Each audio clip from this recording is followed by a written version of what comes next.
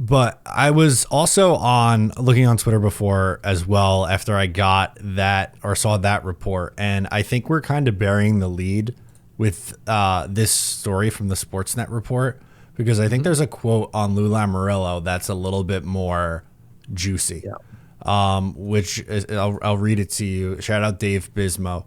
On Twitter. He always retweets my Enders Legal video, so he has a special place in my heart.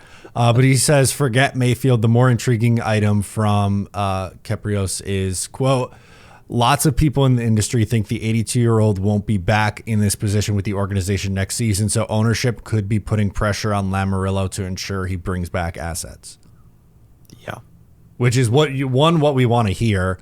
Yes. Sorry to cut you off. And two, kind of goes back on what Lou said a couple days ago or like a week ago, whenever it was. But as you rightfully pointed out, maybe it's just the lip service to the media, and behind the scenes, he's actually, working the phones and doing his thing. Yeah, because he's got to. He has a fiduciary responsibility. I believe. I don't think it's a proper term, but it's a fun term to say. But he has a responsibility to make sure that this team is set up not only now but in the future. And so that means when the time comes, and the Islanders are not in contention to bring back those assets for guys like Brock Nelson and Kyle Palmieri. And he's got time, so he's going to take it because he said those friggin' words a bajillion times his entire life. That's true. I think when he came out of the womb, that was the first thing he said. If you have time, take it! And he was born bald with the white hair. It just took 4 years to get out there. And unreal. But again, I think that's an important thing to note, because this would then make you believe that he's not going to act like I have to save my job. And that was, I'm not going to lie to you, that was a very small percentage, but there was still that thought in the back of my head, like, oh man, like, is he going to try to go down swinging if they're still hanging around, kind of a thing? I really don't think so, but I agree. There is that fear because he's never not done that, right? Even in Toronto, he came in after the teardown was done. He came in there right before the draft and picked up Austin Matthews. So people think that he was there for the teardown, and he was not. So he's not a teardown type of guy. This is going to be new territory for him. Not to say that he's not going to be able to do it successfully. I think you put a guy in that position, he will get the assets that he should be getting for those types of players when the time comes.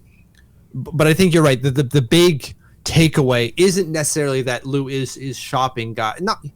That's not what they say. They didn't say he's actually shopping them. That he's going to get assets. It's mainly that the owners are saying, no, we need to set ourselves up for the future, not just the now. Which was a worry for multiple people, and still now, right? Like the big talking point is the owners have gone silent. We have deaf owners or mute owners who aren't doing anything or pushing the team in the right direction. I believe they're still doing what they're supposed to be doing. They're just doing it in the proper way, where we don't have like the Woody Johnsons or the whatever other owners we used to have that just didn't know what to do, and we're just loud and boisterous and not doing what they should as owners. Yeah, I never bought that the Islanders owners, whether you want to say Ledecky or Malkin, like whoever, which one, that they're like, what was the word that's been tossed out? Like absentee owners. Yeah. I thought that was like, I just didn't buy it. And it's just because they didn't react fast enough to what you wanted them to, or like pull the trigger on firing Lou Lamoriello like 20 games into this season. And I know you can make the case that maybe, 2 years ago they could have moved off of him, or at any point over the last, few years. But if they go about this process right, and he does right by the team, which I think he would, and get in some new get some new assets in here for the next guy, then I think where it's kind of like it's a wash. You could just go like, all right, clean our hands off with that, move on. It was a good era. He was able to stabilize his team. They went on a couple runs. It run its course, and it was time. And I think we could all be good with that, or at least we should be. Your big masterclass could be like you pulled off the greatest teardown ever. You got multiple pieces for Brock Nelson that set us up going forward, right? You pulled a Gar Snow taking Matthew Barzal, Anthony Beauvillier for Griffin Reinhart type of situation. Set us up. It really did, because if John Tavares doesn't stay, and then we have who? If Matt Barzal isn't around because Gar Snow made that trade. So like that's the type of thing that Lou could do to set us up going forward.